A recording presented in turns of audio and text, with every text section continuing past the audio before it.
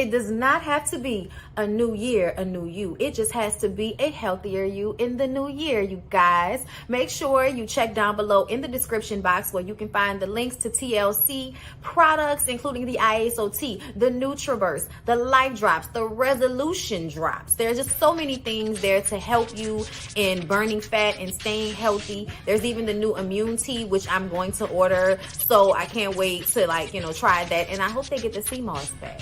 But I do love the sea moss from Mint and Ocean. I'm sorry, it's supposed to be a commercial. Yes, okay? Get those TLC products for me. And do not forget that my biggest life change has been through Kiara LASHAE, Team LASHAE, ifyoucanmove.com. You guys get cute little outfits from Peja and Amari. You also check out Just Move supplements because she is helping us with the energy. Okay, this is the energy supplement. Love it. Okay, just got my protein. Gonna get me some after I work out. So yeah, y'all, down below in the description box, support.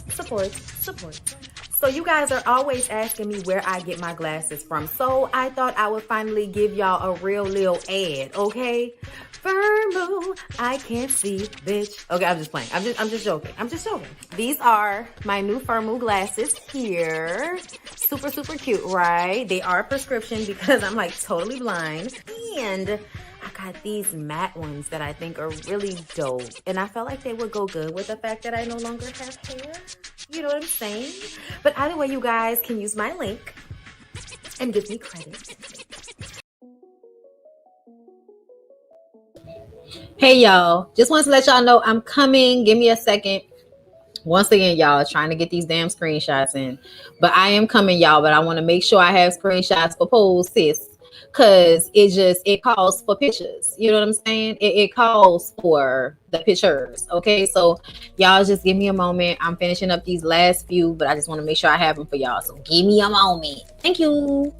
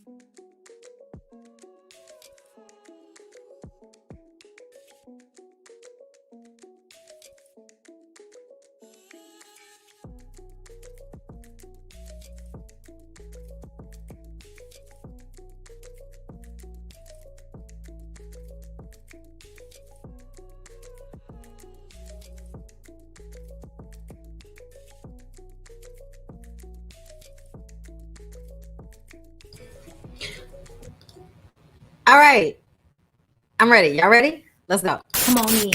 Come on in. Come on in. Not come on in. Not come. Sorry, y'all. Y'all know I'm weird. Whatever. Hey everybody, what's up? It's your girl Bondi Blue. So let's go ahead. Hey everybody, what's up? It's your girl Bondi Blue. Okay, follow me on Instagram and let's get into the video, right? Yes. What's up, y'all?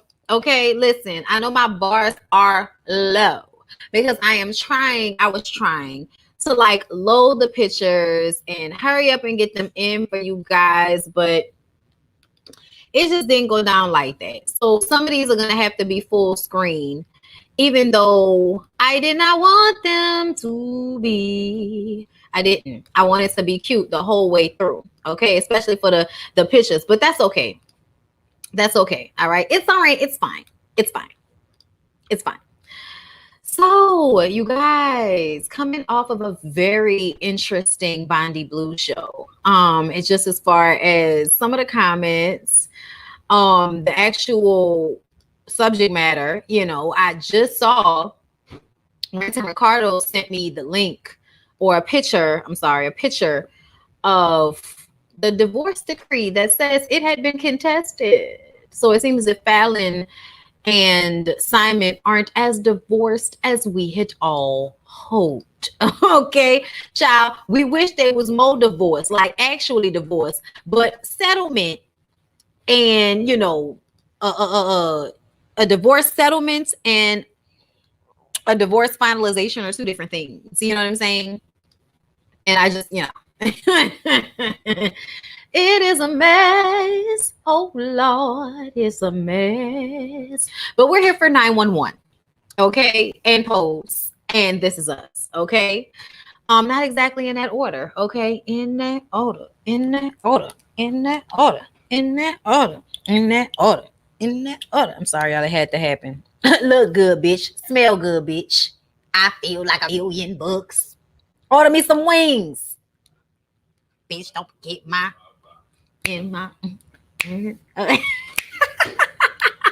This Is Us on any given day. In that order. In that order. In that order.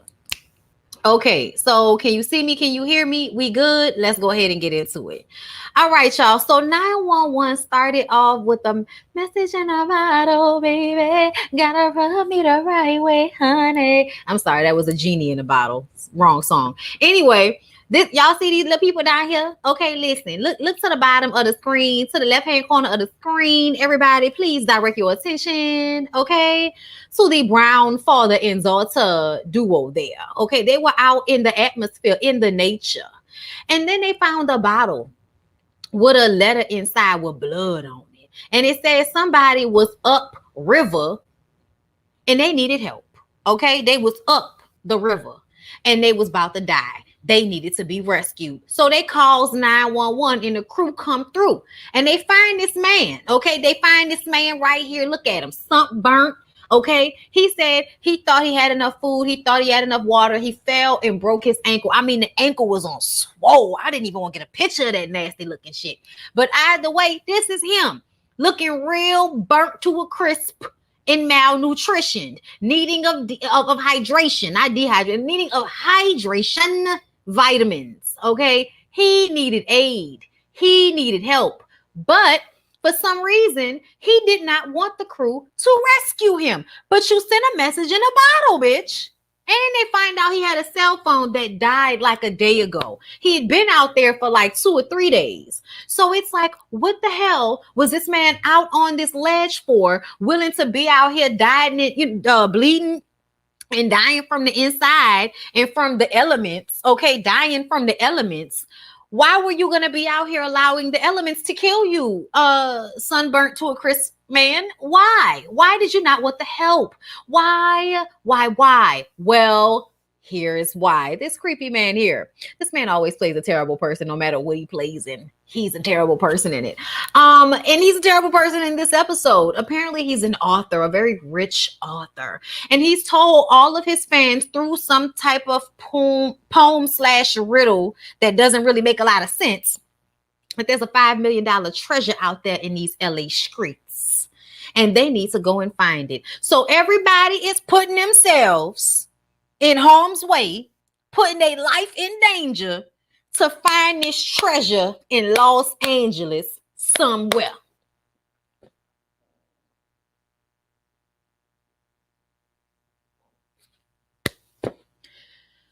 We out here starving. We out here scratching and surviving good times. And you're going to put $5 million worth of goods into a locked treasure box and then throw it into the...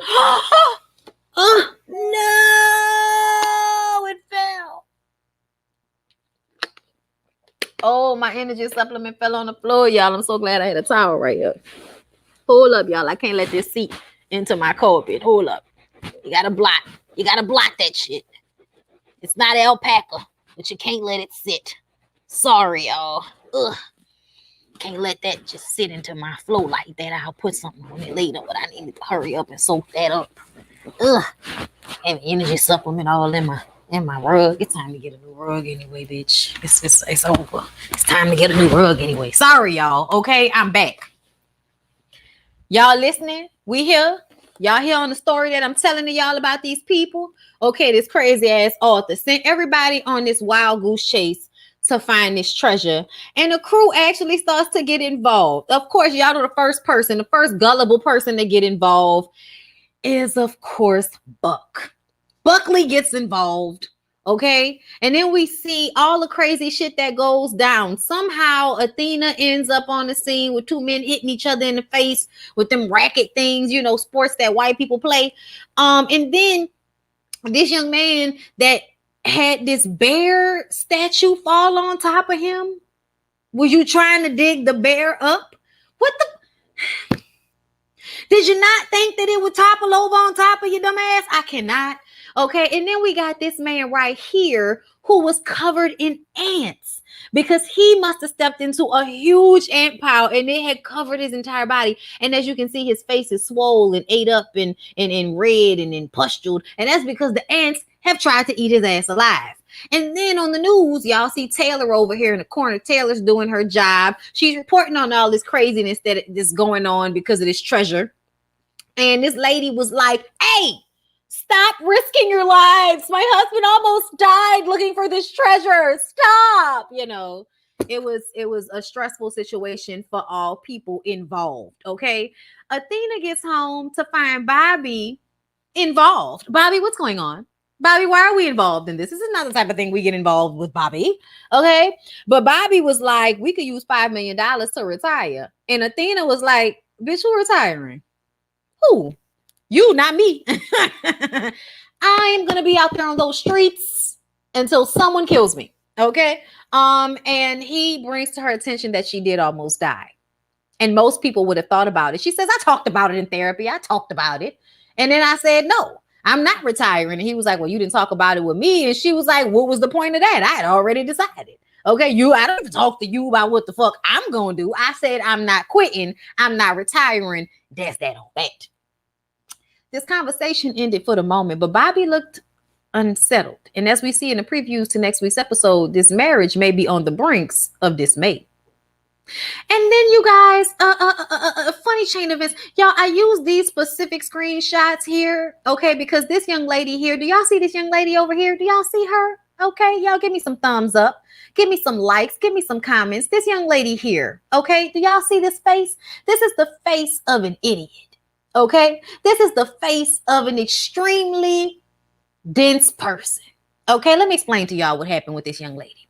So she's a part of the treasure hunt. Okay, her and her little funky ass boyfriend go to a bed and breakfast. They get a room and then they start digging on the man's property because the boyfriend thinks he's a genius and he has an eye for these types of things and he's figured out the riddle. And he starts to dig on this man's property. Okay, this woman obviously doesn't really want to do this shit, but she's doing it because she's, I don't know, dick thirsty behind the little stupid boyfriend. Okay. And they end up digging over a septic tank. He hands her the shovel to go and deal with the bed and breakfast owner that is pissed off that y'all are digging up his shrubbery. Okay. And he also probably knew there was a septic tank there, which is why he was running out there to tell them to stop. So he hands the shovel to her. She goes back to where he was shoveling and then falls through the ground into the septic tank under the ground, which is full of shit and feces and, you know, it's just all kinds of nasty things that nobody wants to be swimming in. And the smell is terrible and can cause neurological damage. So she was down there in this hole in the ground, in this shithole, basically in a shithole in the ground, okay, over this dude. They get there, they pull her ass out. Y'all see she's all well and good in the ambulance. Okay, y'all see her in the ambulance. That's her right there in the ambulance. And the man was in there with her. She's like, I don't know what you're waiting for, but my answer is yes, yes. And he was like, yes, what? Yes, I will marry you and we can have adventures together. We can start a whole new adventure. We can have a family. And he's like, hun, sorry, didn't know you didn't know because I didn't tell you. I'm already married. You are my little adventure on the side. And that's where this dumbass face comes into play. This dumbass face. You fell into a septic tank over some dick that ain't even for you. And then y'all feel bad when y'all do background checks. People make you feel crazy when you do background checks and dives on the internet about a nigga before you start fucking with him. That's what you need to do. That's what you need to do. So you don't have a moment when you went into a septic tank and almost died. And then you came out and you was just like, yes, I'll marry you. And nobody ever asked you that. Nobody. You, yes, I'll marry you. Girl, what? You played yourself on more than one occasion. Played yourself once, played yourself again. You played yourself. Let's move on from there because it's just sad. So, story continuing on with the author, okay?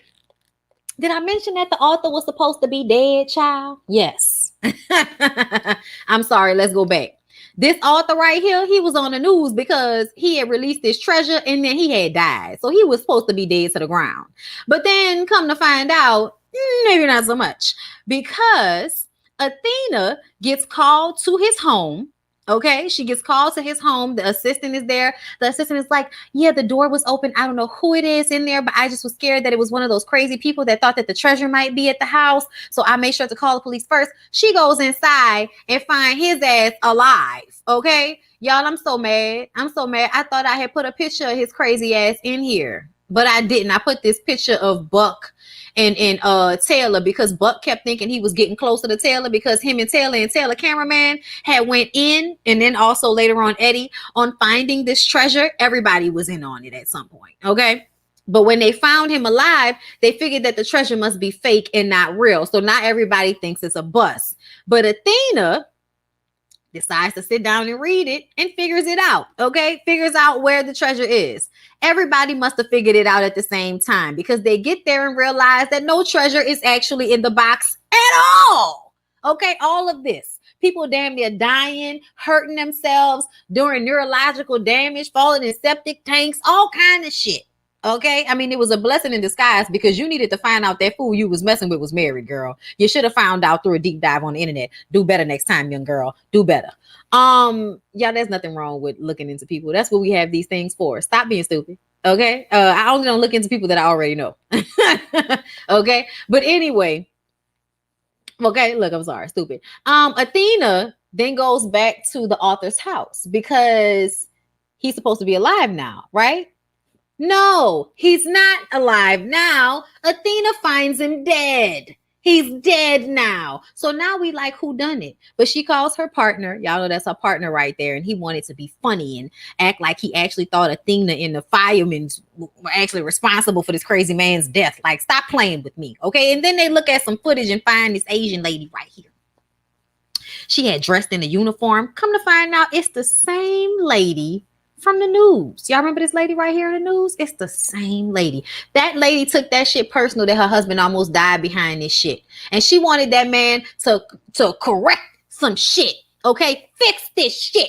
Okay? And he was like, don't nobody care about your husband, bitch. Okay? And then he pushed her and ended up knocking down this crystal vase. And he was like, oh my God, the crystal vase. She was like, what about my husband? He's like, I don't care about your husband, my crystal vase. And so she started breaking shit in his house. She was like, yo, vase? Psh, yo, vase, psh, yo, vase, psh, yo, vase, psh, psh, breaking shit.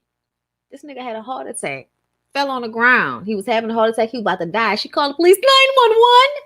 And then he was laying there, and she was like, and she hung the phone up and let him die. And the truth of the matter is there's nothing you can do about it because you can't prove that he didn't die on his own. You can't prove that the call didn't drop. You can't prove any of that. So they had to let that little pregnant Asian lady go who was pissed off that her husband, who she needs to be there for their kid, almost died because this crazy ass man wanted to finish his book. Yeah, y'all. That was the reason he told Athena why he did it. He wanted to finish his book. He owed people money. He didn't know how he was going to finish the book. So he put this treasure out there and it was his, way of trying to get a story. And there was several different stories happening centered around this treasure. So he definitely would have got it had he not had that heart attack and died. But they say the Lord don't like ugly. And once again, Taylor and Buck are having a moment where he thinks he's getting, closer to her and she ganks him and tells him, no, we're just friends. Get out of my facial. Okay. Also we found out, this picture in the middle is the assistant who was left out of the fake will. When we all thought that the author was really dead, he left the will, and his assistant, who had done all of the work for him, including burying the treasure, okay, was left out of that will, and he was pissed. So when he found out that nigga was still alive, he almost killed him. But you know what he did instead? He went back to the burial ground where he buried that money and got that money, and then took a flight to the Maldives. All's well that ends well, don't you think? I thought it was a really good episode of 911. I really enjoyed it. It was kind of like a whodunit.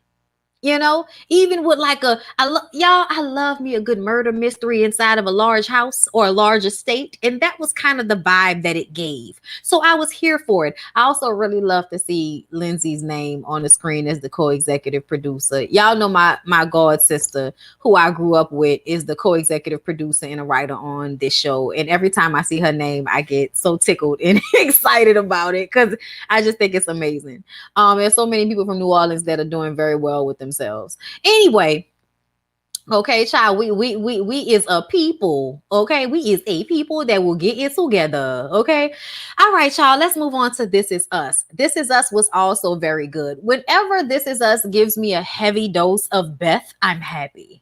Like, I don't know about y'all, but whenever I get me a nice solid dose of Beth, I am so happy. Okay, I love Beth. She's everything. Okay, like I live for Beth.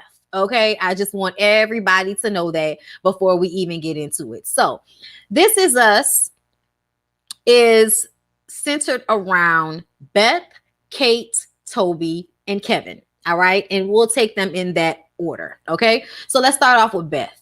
My favorite part of any of the This Is Us episodes, besides whenever Randall went and spoke to his mom in that lake by that house. Oh, William, back when William was on the show. Child, don't even get me started on Jack and how I feel about, those types of men. He just has an energy about himself that says they had good sex all the time.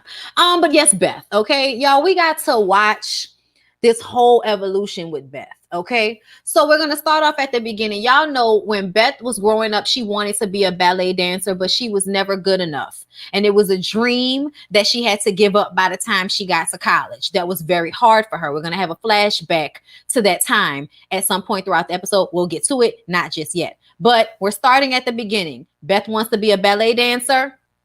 It's not that easy. You know what I'm saying? It's not that easy. And they're telling her she doesn't have the right body. She's not good enough. So she had to give it up. Okay.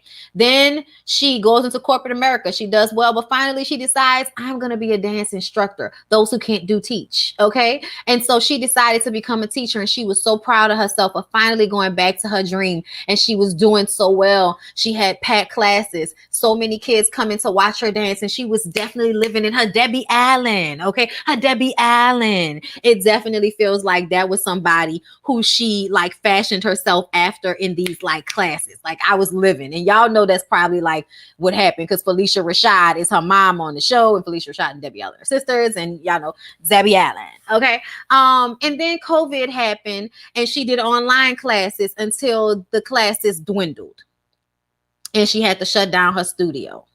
And that was extremely hard to watch, you guys, to watch somebody have to deal with the death of their dream. You know what I'm saying? Like that was just very hard to watch. You know what I'm saying? Especially because we're still kind of in the pandemic, even though things are coming back, and it is obvious that at some point we're going to be able to get back to life the way it once was. Concerts, people dancing, being in large groups without fear of dying, eventually it'll happen again, and we see that now, but I don't know if we saw it a few months ago. I don't know if we saw it last year. You know what I'm saying? I don't know if we ever thought we would be able to walk around without masks again, without the fear of dying or catching COVID. And it's still out there, but we're seeing there's a horizon. You know what I'm saying? We're seeing it, light, the coming, the tunnel. Okay. So to see her going through this moment where it's so sad for her, that was like really hard for me to watch. Okay. Then she's at home. She's not dealing with it that well. Randall is worried. Randall wants to fix things. Randall wants to see if they can get a loan or a grant to help her keep her studio. But at this point, she doesn't want him to fix it. She just wants him to be supportive. Meanwhile, we have Deja, who's still going through this situation with her little boyfriend, Malik, whose ex-girlfriend / baby mother has come back into the picture for the baby, and Deja is feeling away, but she's not ready to vocalize that yet. And he's trying to give her the space to do that, but it's nerve-wracking. On top of that, Randall asked her to make sure that Beth is okay because she's in there eating Lucky Charms out the box. And the last time he saw her eat them in that way, they were in college and she had to give up on dance. So yeah, sis is in a moment right now. So being the responsible Black woman that she is, you don't take a beat, you don't take a moment, you don't take a motherfucking break. Oh no, you go right into trying to find you another job because you don't want to ever be a burden or somebody in your household that isn't doing, that hasn't figured it out, because you're a Black woman and you have to be and do at all times. She could have taken a break for real. And I'm wondering if she will take a break because she ended up feeling like the interview was a sign that she needed to stay with dance because the interviewer had to cancel. She was double booked and needed to cancel. And Beth was just giggling and laughing so hard because she was like, oh, this means I don't have to, really worry about that. That means this is the universe telling me that this is not for me and I need to stay in the lane of dance. I knew exactly what was happening in that moment when she was laughing and giggling. Child, Deja didn't know. Deja looked worried. Deja looked scared. Okay. But we had this flashback scene, y'all. Okay, y'all see young Beth and Randall in the car, right? He had surprised her with tickets to the ballet. When they get there and she realized what it is, she says, "Take me home. I can't go in there. We gotta go home." Randall, being the consummate patient man, okay, even at a young age, takes her back to the dorms and sits down on the bed and they talk. And she explains to him how hard it is to be a dancer that doesn't dance, how hard it is for her to give it up, to realize that it's not the dream. It's not going to happen after all these years of her wanting it, and having to let that go was so painful for her.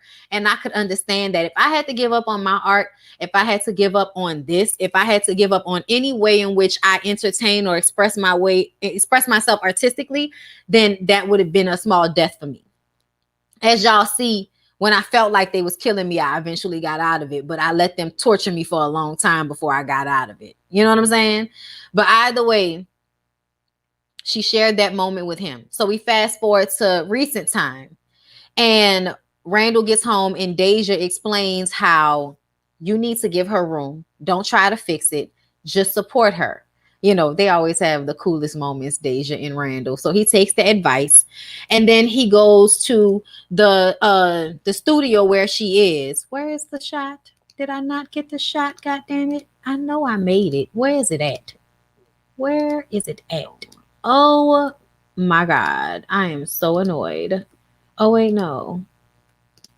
Y'all, I'm mad because I definitely feel like I made a set of screenshots with them dancing. I'm so annoyed. With the fudge cake, with the French toast. Okay, well, fine. We'll stay on this and just let that be that. I'm upset because I know I made a set with them dancing. But either way, when he goes to the studio where she's supposed to be cleaning up to turn over the keys to give up her dream, he walks in, y'all. Randall walks in, and just like he did when they were in college, he turns on Casey and JoJo. I will never find another love more precious than you, more precious than you. Girl, you are. You're close to me, you're like my mother. Close to me, you're like my brother. Close to me, you're like my other. And you're the only one, my everything. And for you, this song I sing all my life. Baby, baby, pray for someone like you. And I thank God that I finally found you. All my life, I pray for someone like you. And I pray that you do love me too. Okay, listen.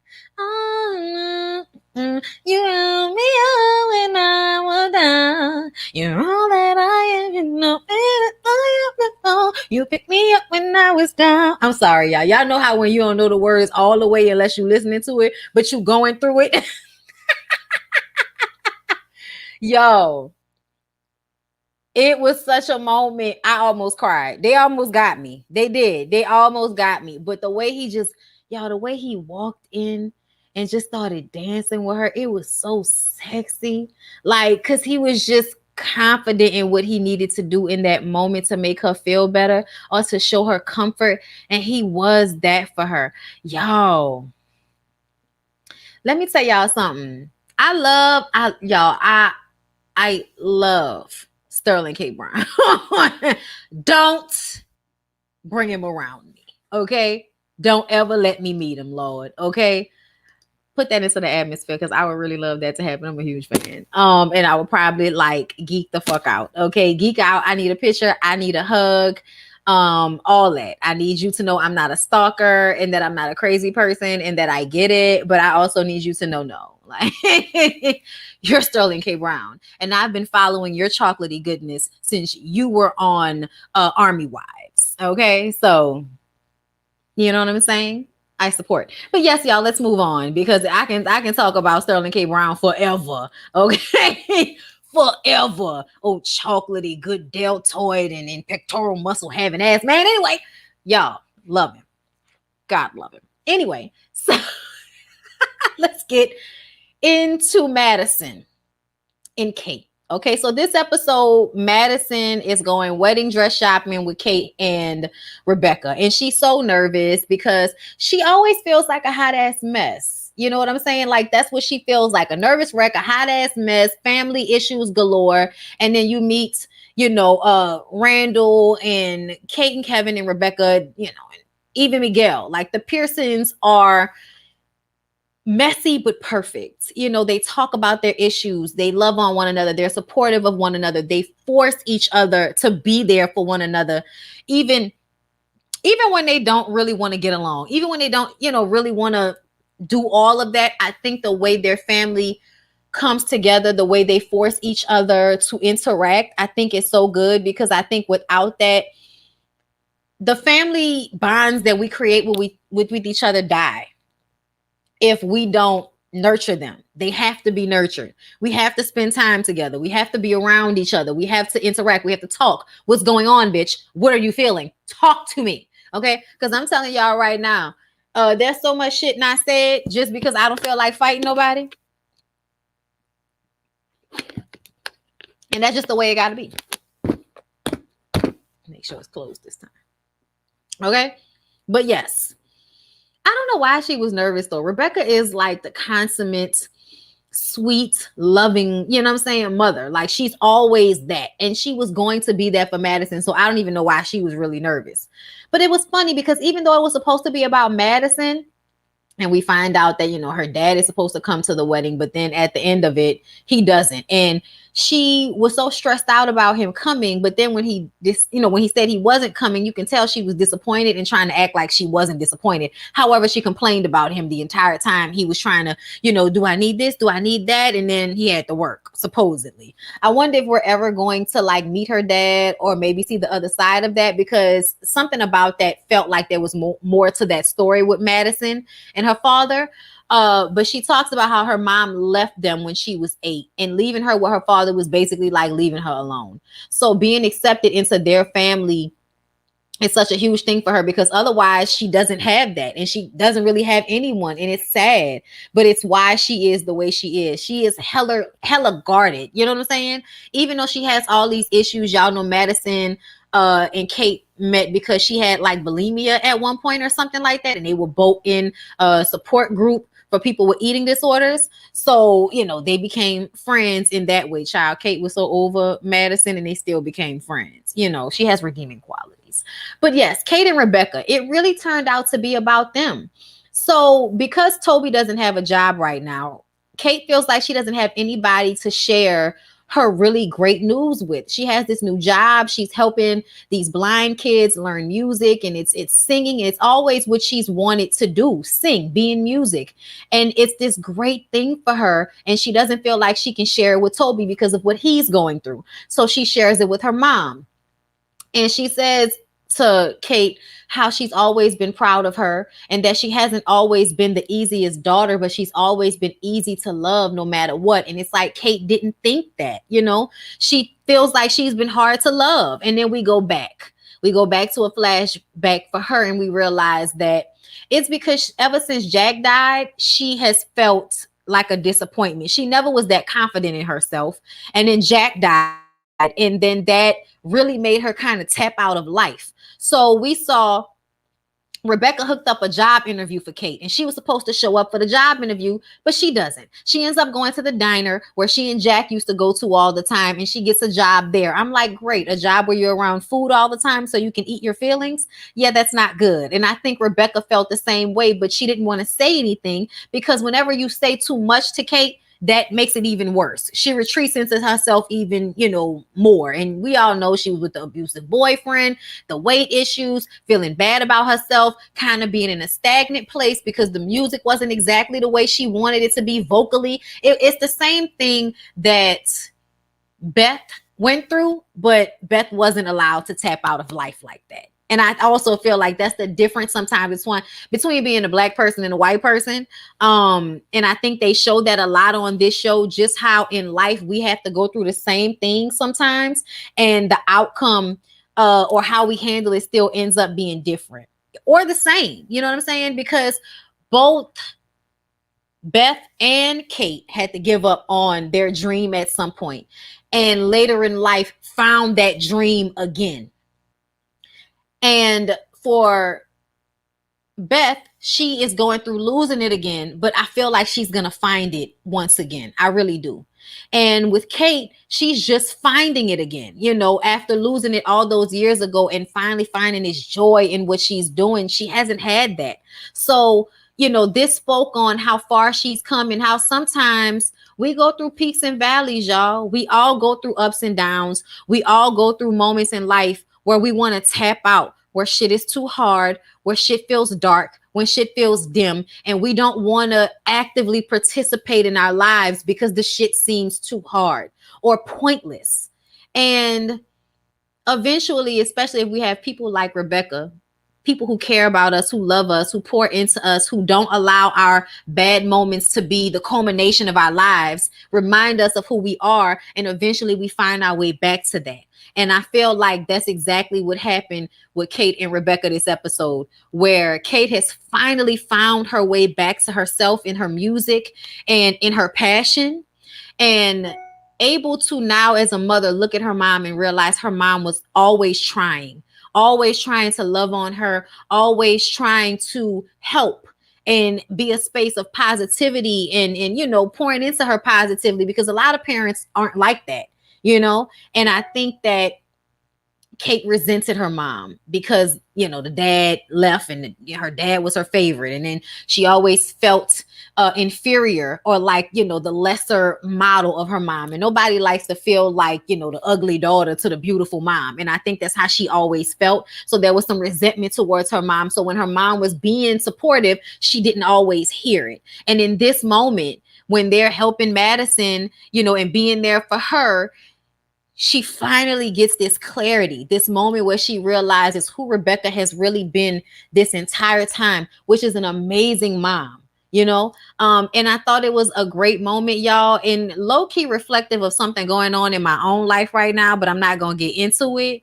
But when you have a good mom, when you have mothers that not only show up for you, but show you how to be a woman with the way that they treat themselves and the way that they handle life in general, I feel like there should definitely be understanding and compassion for our mothers, because I feel like so often we're hard on our moms, more so than our dads. A lot of the time we be so hard on our moms and dads who might have just been, the fun parent or the parent that you could talk to easier or whatever. You allow the dad to be seen as something that was so much better or, deserved more, when really your mom was there every day, no matter what, and dealt with your bullshit and still supported you and still loved on you. And, I feel like so often people take their parents for granted. And I think Kate took her mom for granted for a long time. And just in this moment realized that she had done that and probably felt a whole bunch of different emotions at one time. But, I would really like, for people to recognize sometimes that your parents are people. They're not perfect. And they deserve your compassion and your understanding and your patience, especially if it's something that they gave to you your entire life. Whether you got your way all the time or not. Getting your way all the time is not love. Hearing what you want to hear all the time from somebody is not love. Okay.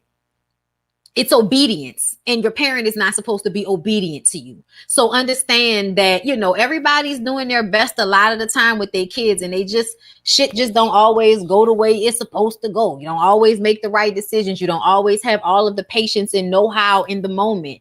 And I think so many people don't give their moms the space and the understanding that they really do deserve. Okay. So yeah, I love you, Mom. Okay, let's move on from there. Child, listen, I goes up for Tanya, and I always will. Okay, like my mom can work a nerve, child. Okay, but there aren't many people in my life that deserve the very best of me the way I feel like my mom deserves the very best of me. The very best of me. She doesn't, as much as she will aggravate my nerves calling me 2 times in 5 minutes about the same thing, like she didn't just say that. All right, Ma, I heard you the first time, Ma.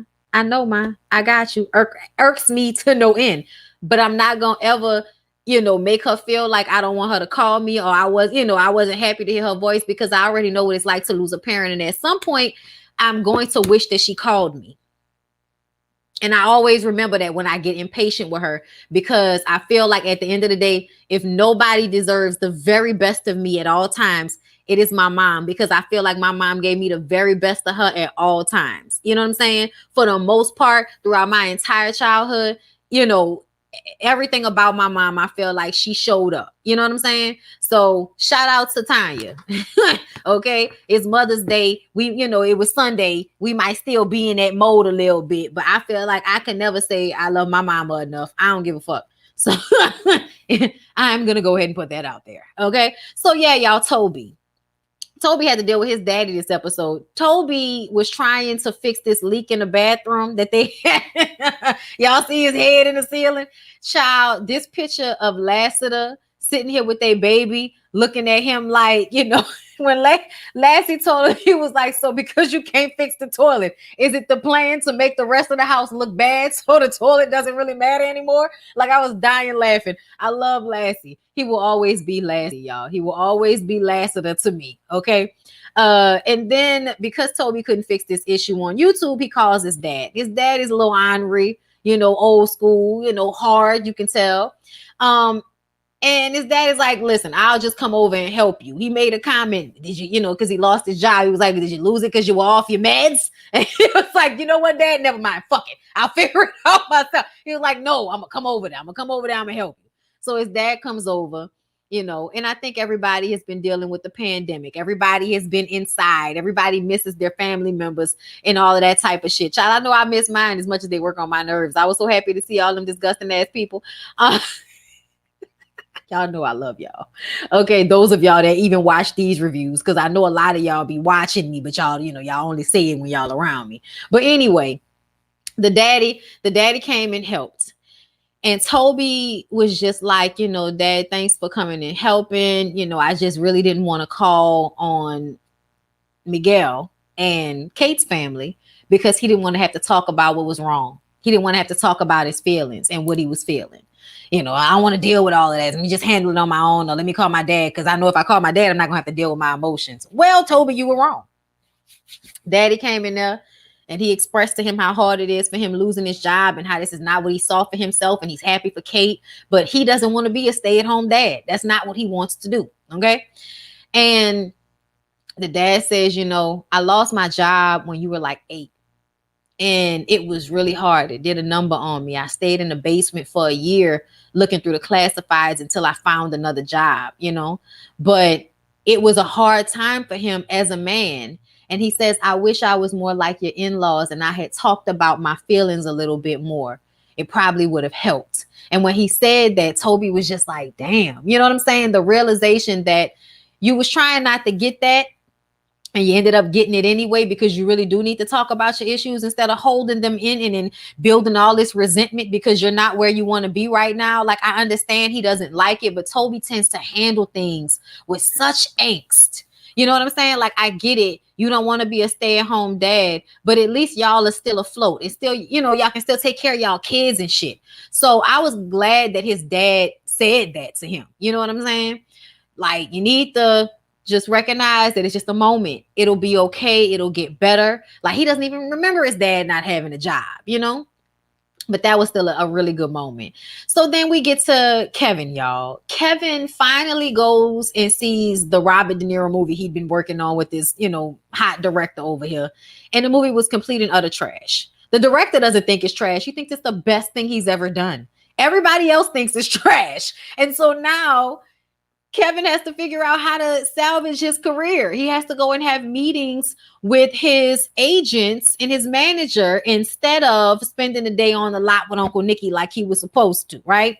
So he goes to sit down with them and they basically tell him, hey, Kevin, it would have been easy to get you another job had you not been walking out on jobs this whole damn time. Okay, he walked out on The Nanny, then he walked out on the off-Broadway play, then he, for Randall, and then he walked out on a movie for the babies. And even though those were, mostly reasonable reasons to walk off of a set, it now has left a bad taste in everybody's mouth, and he has to go back to television or pick some lackluster projects, in which Uncle Nicky says he will read through and help him figure it out. And when Uncle Nicky was walking down the hallway with all them books, I said, why she find like the best thing this man could ever do in his career? Uncle Nicky is going to pick the best script that this man probably will ever be a part of in his whole career. Probably it's going to be some shit like that. It was the way he was like, I'm going to read them. I got time. I'll read through them. I was like, Uncle Nicky is going to show up as gold at some point. You know what I'm saying? He's already on that, level, but it's definitely going to show up as gold. I forgot how much of a flake Kevin was in his career. And see, I don't know if I would necessarily call it a flake, but he does tend to punk out when shit gets too hard. So they're walking down the hallway and he sees the old girl Zoe doing an interview for a documentary. She is also managed by this same company, right? So he goes in there and talks to her. And y'all, she said something that was very interesting. She said that Kevin has this really great quality about himself to where he's always changing what he wants to do to suit whoever he's with. He's a people pleaser to a fault, meaning that whenever he really wants something, like at the end of the episode, all he wanted to do was come home and watch Bridgerton. But because Madison wanted to watch a British baking story, it was Bread Week, bitch. I don't know. I don't watch that show. Some shit. I'm not gonna say that because I'm sure there are people, because I like cooking shows. But I was just like, I heard of it, but I probably never really get into it. But a bitch loved me some Bridgerton. So I was like, Kevin, no, tell her to watch that shit on her own time. You gonna watch Bridgerton. Bridgerton is better. Okay, like that's what my mind was on. But he definitely changed what he wanted to suit her. And he's been doing that the entire time he's been with her. Every little thing, if she wants to change it, it gets changed.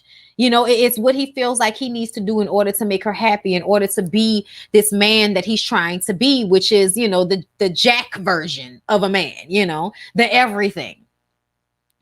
I don't see it for Kevin and Madison. He is not in love with her. Yeah, I don't either. I don't see it either. I really, really don't. And I'm wondering if that first wife is really the one, because she looked more bothered than anybody. And we see next week that they're going to have a conversation, or something, and he's wondering about how he feels about her and all of this shit. So we will see, y'all. But the episode was really, really good. So let's move on to Pose, which I'm so upset that I did not get all of my screenshots for.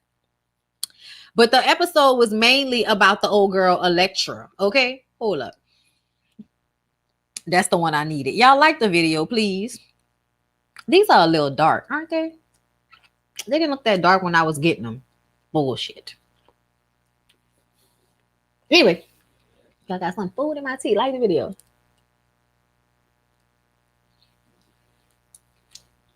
I ate before this broadcast. Okay, you got to get it in where you fit in. Okay, got schedules. Okay, y'all ready for Pose? Y'all ready? I don't see nothing. I don't hear nothing. We ready for Pose?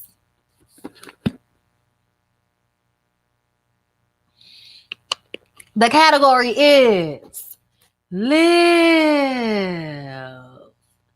Pose. Okay, listen. Y'all ready? Okay. So The episode is all centered around our girl, Mother Electra. Okay, and it starts off in 1978. We see Electra is walking the whole stroll, honey, and the Johns know that she is not supposed to be there. That is why they pay top dollar for her, because they know she is more. So they pay more. And she has high hopes and big dreams, bitch. Okay, she wants to get her own business popping. All right, her little hooker friend say, child, sound like you want to be a white man to me. I said, child, the only example of somebody handling their business that we had in 1978 was a white man. That is depressing. Okay. But they get to the homegirl's house after she finished, raking in the cash, because like Electra said, they pay more because she is more. Okay. And come to find out, homegirl lost her keys. So now Electra can't go inside to change, out of her clothing and back into boy drag. Okay. Into Banji drag. Okay. Because Electra is really, this beautiful woman. Okay. So her being Dwayne is drag as far as I'm concerned. Okay, so she has to put her boy drag on in order to go back to Miss Tasha Jackson's house. Okay, and Miss Tasha, right, Miss Tasha Jackson, that's her mama. She said, "You don't know Miss Tasha Jackson." Okay, and Miss Tasha Jackson sound like one of them island women that came to the country, that came to the States. Okay, maybe had a man, maybe he was married, who knows?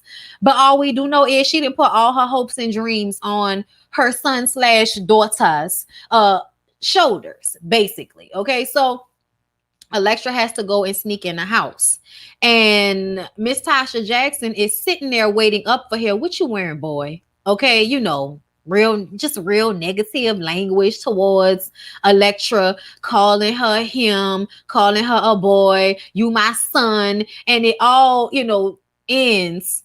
This scene anyway ends with the mama, Miss Tasha Jackson, taking Electra and ripping her wig off, ripping her clothes off. Look at yourself. Look at yourself. Okay, I don't want my drink to fall. Look at yourself. Okay, puts her in the mirror trying to wipe the makeup off her face. It was just very violent. And the whole time you can tell Electra may be like this dainty, woman and female and all of that shit, but you still a tall ass somebody. Okay, even a tall ass woman would have been able to, mush mama. So it was a mind thing going on there, a mind control thing as to why you will allow this person that is probably not as strong as you to manhandle you in such a way. You know what I'm saying?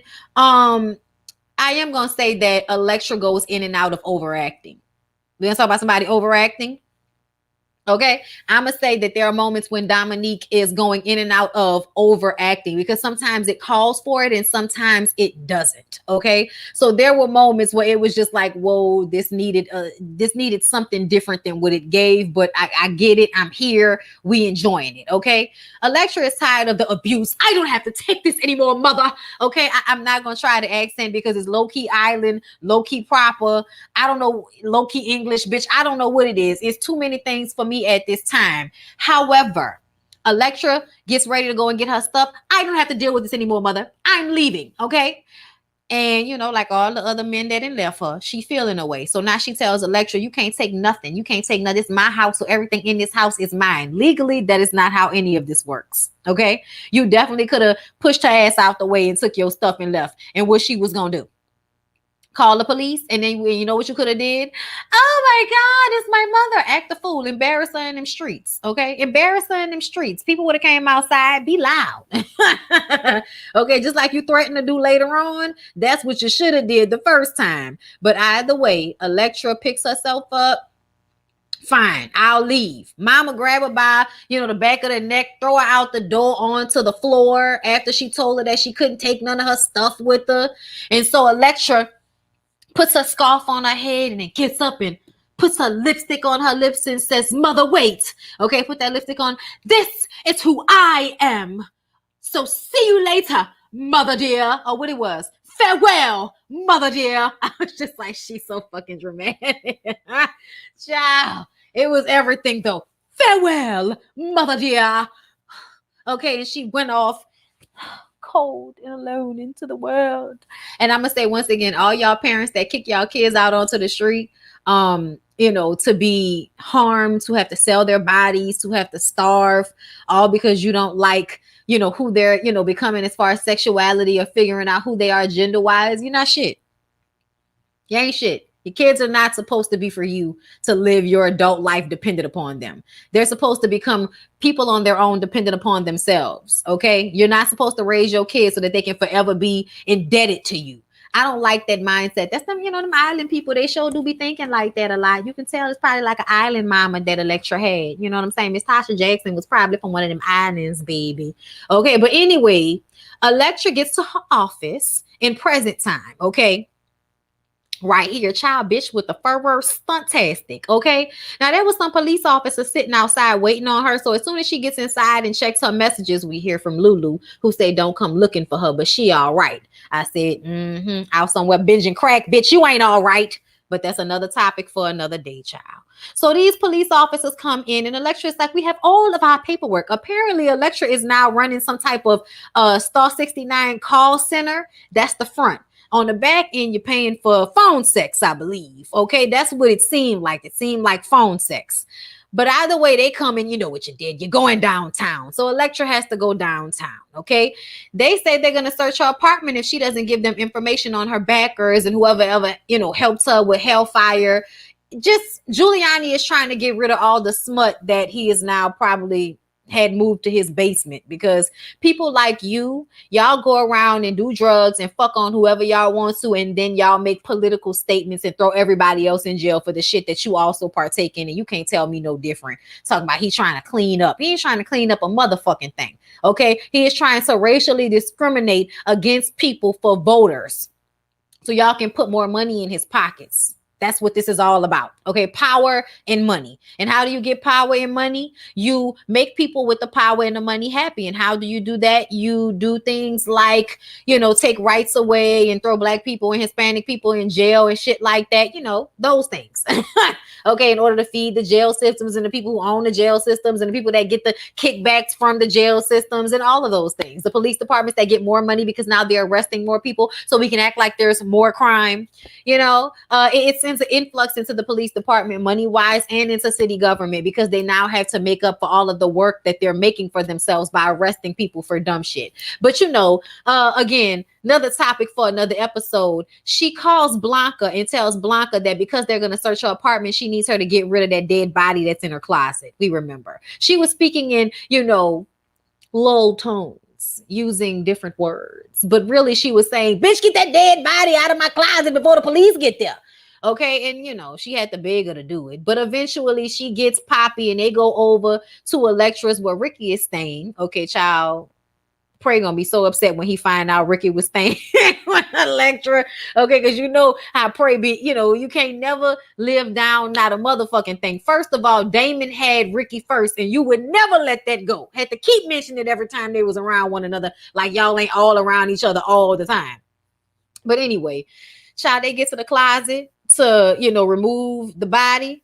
Got all of them damn air fresheners in there. I said, child, I don't know how that was doing anything. She should have been tried to get rid of that damn body. How you gonna have that stink around your clothes all the time and you don't smell like dead body all the time? Either way, once they tried to lift it and realize how heavy it was, Poppy was like, nah, man, what's in here? Y'all ain't gonna have me out here moving no weight through these streets. I don't sell narcotic no more. I gave up that narcotic. Okay. And this is when Blanca has to explain to them the story, okay, of Electra at the Hellfire Club and the Trick. It wasn't at the Hellfire Club. They were staying at the Trick's house. Everybody was at the Trick's house, remember? And the Trick wanted to be left in a cage or something like that. No. That one didn't die. That one didn't die. But that one was another one. They always like for Electra to tie him up and leave him somewhere for an extended period of time. And then when she come back, they didn't OD'd on drugs. They didn't gave themselves. And, trans women can't deal with the police officers because y'all gonna throw them in jail. They black, they trans, that's way too many others for white police departments, of course. So what they gonna do, they're gonna throw your ass in jail and blame you. And then you're gonna end up under the jail somewhere because you don't have somebody in these streets bucking for you to get you out or for you to have the rights that they should be upholding, which they don't. So yeah, nobody was about to go and tell somebody that this man OD'd. You was just gonna act like ain't nothing happened, push it under the rug. or in the closet, so to speak. But they go and get it, And once Blanca explains the history of that trunk, because that's the same trunk that Electra had at her mom's house with all of her treasures in it, all of the furs and jewelry that she had spent all them nights walking them streets and on her knees for. She had got all these beautiful clothes and furs that were worth money. She also had a lot of cash that was at that house that her mama didn't let her take. Okay. So now we get, the flashback, okay? And this is Candy and Lulu and Blanca, okay? And later on, she's going to go out into the streets to get them some money because, they broke. Y'all see them? Look at this shit. Look at this ceiling. I know y'all can see. Look at the ceiling, y'all. Look at that. They living in destitute. They living in dire straits. They tired of this poverty. They tired of being hungry. They tired of being poor. Okay. And Blanca, she even offered to go out there and, on her knees for some money so that they would have something to eat. But as mother, okay, Electra says that she will go out and make the ducats. Okay. Child, if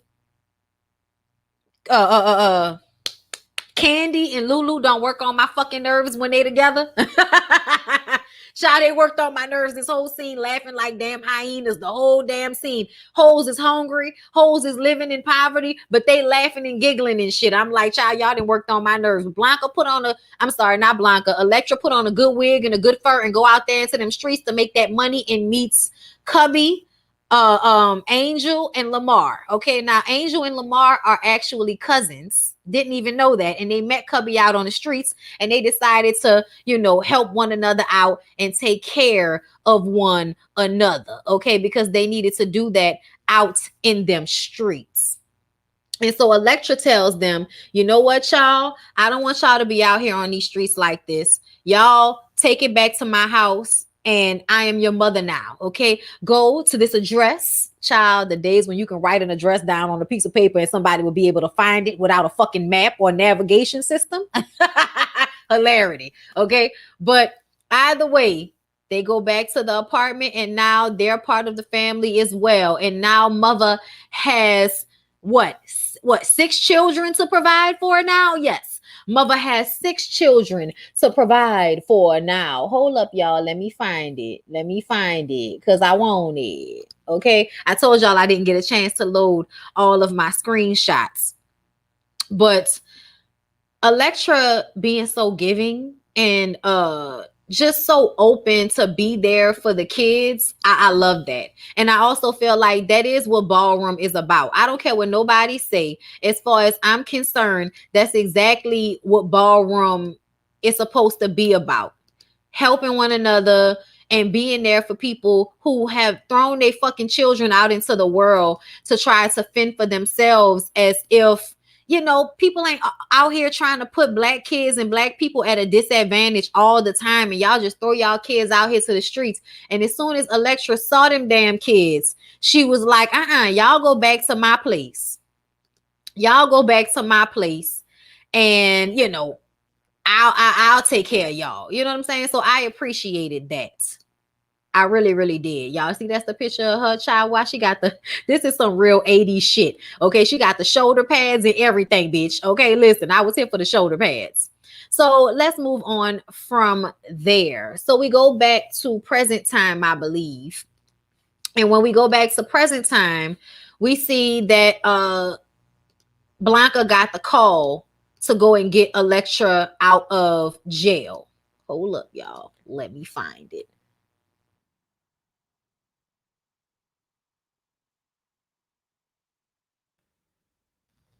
Okay. Hold up.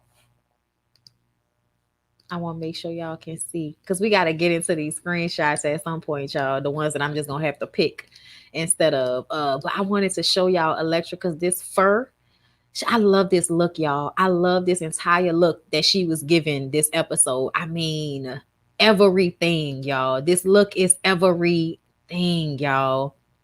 But anyway, I'm sorry. I'm skipping stuff, but I wanted to show y'all that look. Okay. So what ended up happening was because Electra had to feed the kids. Okay. And the electricity ended up going out in the house.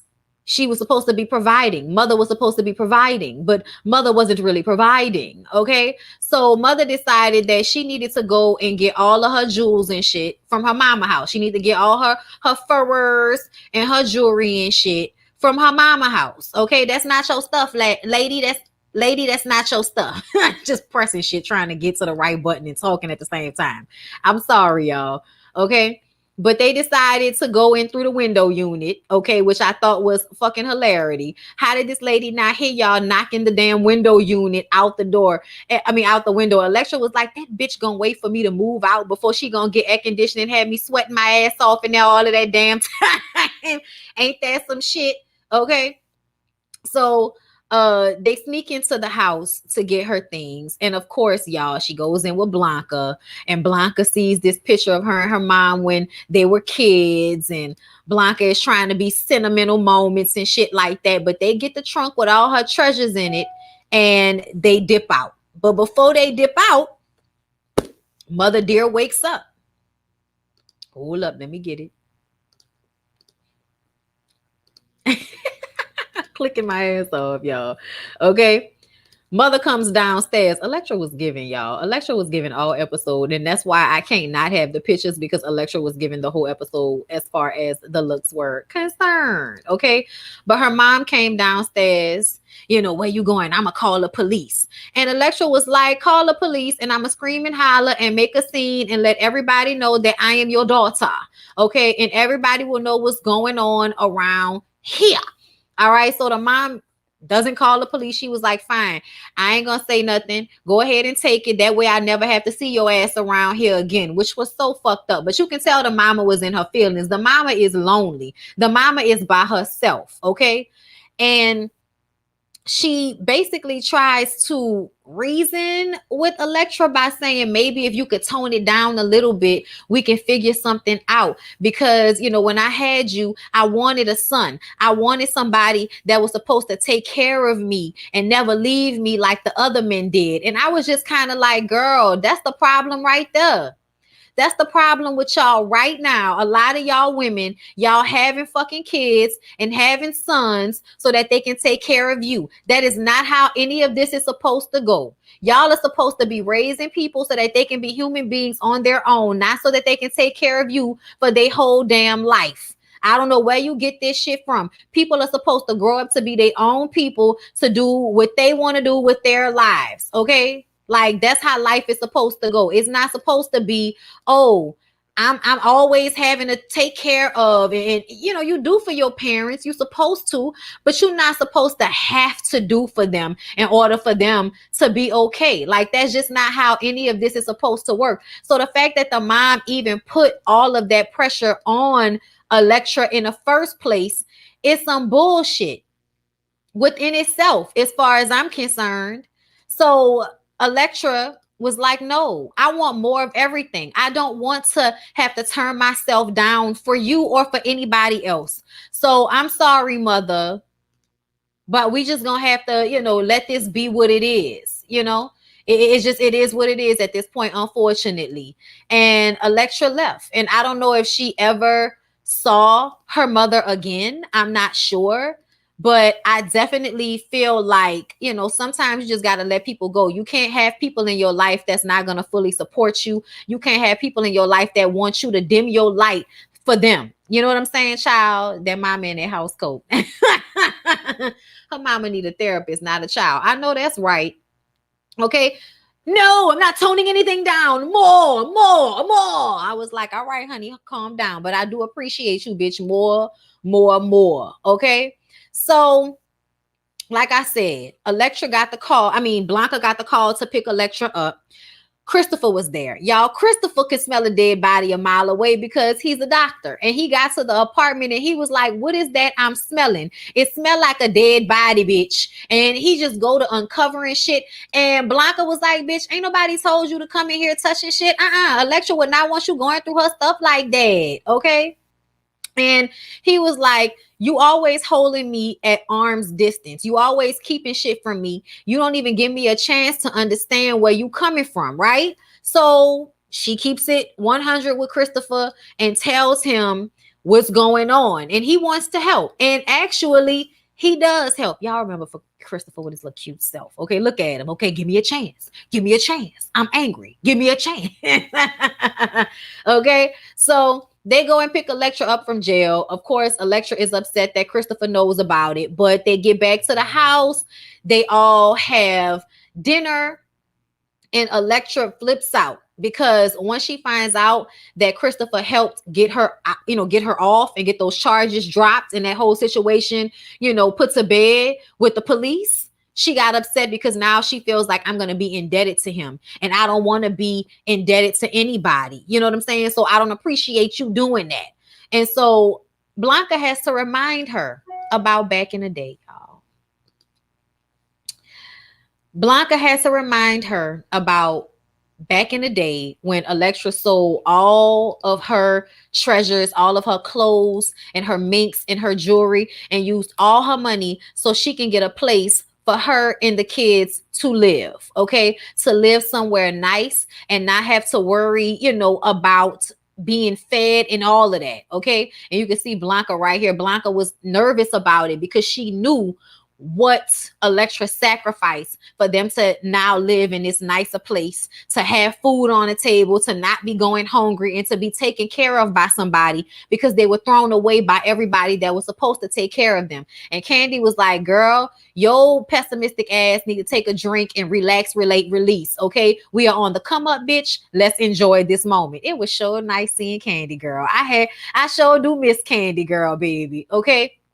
So from that scene, y'all, we got to see the first time that the House of Abundance walked in a ball. Okay. And I love this. Okay. I loved this. All right. So we get the flashback of 1984 when the House of Abundance first walked for the first time. It was a sad night at the balls, okay? It was so dim and depressing and lackluster, and it was 3 a.m. and Pray Tell was ready to call it a night because these hoes wasn't giving a motherfucking thing, okay? These hoes was giving absolutely nothing, okay?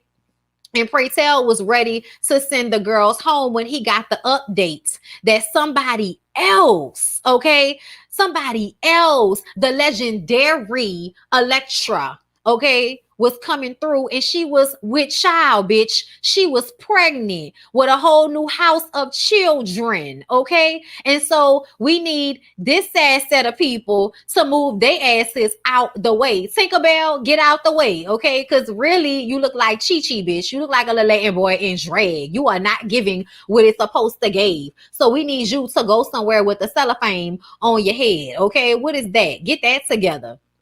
So here come the House of Abundance. And first up is our girl Lulu, looking fabulous, bitch, looking good, giving Rapunzel tease, okay? Giving face, giving body, giving hair, giving every fucking thing to us. Do you see Lulu, bitch? Giving realness, okay? Yes, honey, I was living, especially because we know in current times Lulu is looking bad on crack. So to see her looking this beautiful at the ball, to see her as the first one to walk out and serve the face and let everybody know that the House of Abundance did not come to play because we starting off heavy, ho. We starting off with Lulu, and she one of our heavy hitters, okay? Then after Lulu, baby, we had to have, hold up, let's not forget about Cubby and Lamar, because they did come out giving. Okay, you see Cubby and Lamar. First of all, Lamar is giving right here, bitch. Lamar is giving right here. The prance, the walk, it is giving. Okay, he was the wolf, child. It was so befitting. Okay, but they were there and they were giving as well. But see, bitch, it really turned up when this whole walked out. When this whole angel walked out with this short cut with the 80s, okay, with the cross earrings and the short crop cut, bitch, chewing on a gum, giving you pretty rocker, bitch, okay, giving you, I'll stump you out in these Doc Martens, but I'm hella fashion forward, bitch. I'm giving you red lip. I'm giving you everything. I'm giving you realness, okay, y'all. When I tell y'all, I lived for this moment. She absolutely gave to the girls. Okay. She gave to everybody. She gave what it needed to give. She gave what it needed to give. And then, bitch, Miss Candy came out, bitch, giving face, giving flawless, giving chocolatey goodness, okay? She was giving Sleeping Beauty with a mattress strapped to her back, bitch. So all she gotta do is dip, and she's already down. She's already laid to rest. She's already comfortable. She was giving, okay? Yes. And then, child, I was like, pray tell. I was like, bitch, I am dead. I am gagging. What is next? What is next, bitch? I'm gasping. I need to know more. I need to see more. What is happening next, bitch? Okay. And then Blanca showed up. Blanca showed up, and I felt like y'all need to stop reminding this bitch about that shake and go. Don't remind her about another shake and go wig when she showed up to the first battle like this. Ain't nothing bangy about this, bitch. Ain't nothing bangy about this. Okay? This was given very much supple, as she called it. This was given very much femininity, okay? Abundance, bitch, okay? Abundance of pretty faces, ho. Abundance of realness, ho. Okay? Abundance of décolletage, okay? Abundance of cheekbone edge, okay? Abundance of everything that needed to be gave, y'all. Blanca gave me life. Blanca came out with the apples and she was throwing them, and then she acted like she was throwing it, and then she bit it, and then she was like, it was like, you better give, bitch. I was living. And then, y'all, for the final, Mother Electra. Mother Electra came out as Maleficent, as the evil queen from Snow White, bitch, and showed the fuck out and let y'all know why the House of Abundance is legendary, okay? Yes, gave face, body, fashions, makeup, her. Everybody was given everything fairy tale with the House of Abundance, bitch, okay? Let me tell you something. I was living. I lived. Okay? It gave and I lived. Okay? Y'all. Okay? Yes, divine feminine girl. When I tell y'all I enjoyed this so much, I enjoyed it so much, y'all. Okay? And Electra had to be reminded of her fabulosity and how she really showed up for Blanca. She really showed up for the kids back in the day. And that's why they showed up for her today. And so she don't need to feel indebted, because this was Blanca paying her back for all of the love that she showed them back in the day. I know she turned into a bitch on everybody, but she always had her door open to these hoes. I just think eventually you start to feel yourself and get ahead of yourself. Okay. And that happens. Okay. Y'all know she got delusions of grandeur and shit, but yes, y'all, it gave. And Electra was so proud when she found out that Blanca got into nursing school. And it was just a happy, feel-good ending to the episode. It definitely feels different from previous seasons. Previous seasons seemed a little bit more, I don't want to say raunchy, but just something a little bit more gutter about previous seasons. And this season, I feel like we're tying shit up in a pretty bow. And even though that's not necessarily what I come to pose for, I come to pose for the ballroom scenes. I come to pose for the monologues. I come to pose for the feels. Okay. I come for the yes of it all. Okay. That's what we come to pose for. So if they're going to continue to give on that level, then I'm here. I also don't want to be extremely sad. And I feel like I thought I was going to be extremely sad. So the fact that the episode was feel good, it actually was a relief to me, because I did not want to go through, trauma. But wait on it, because that little voice message from Lulu, like you said, you worried about Lulu, so am I. And I'm definitely wondering what the next episode has in store for us, and if they're going to get our girl Lulu help, because she think that, you can casually do crack, and you cannot casually do crack. Not even a little bit. Not even at all. Just saying. But anyway, you guys, that was it. That was Pose. Okay. That was post. Okay, because I'm giving you everything too. Okay, I'm giving you everything too. Okay, I'm giving you realness, beach. Okay, because it is all real. So I'm giving you major realness. Okay. Anyway, I love y'all.